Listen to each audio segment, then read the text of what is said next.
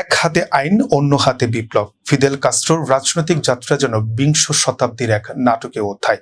1926 সালের 13ই অগাস্ট জন্ম নেওয়া এই কিউবান নেতা প্রথমে ছিলেন তরুণ আইনজীবী, কিন্তু ফুলজেন্সিও বাতিস্তার সামরিক শাসন তার রাজনৈতিক চিন্তাকে বদলে দেয়।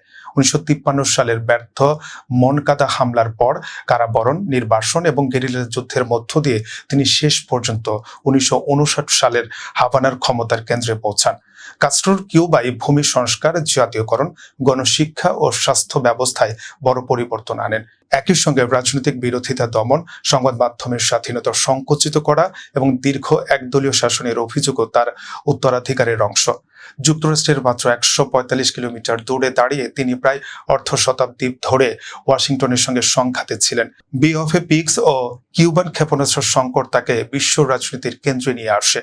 2016 সালে তার মৃত্যু হলেও প্রশ্ন রয়ে গেছে, কাস্ট্রো কি ছিলেন মুক্তির বিপ্লবী নাকি এক নতুন নিয়ন্ত্রণ ব্যবস্থার নির্মাতা? ইতিহাস আজও তার চূড়ান্ত রায় দেয়নি।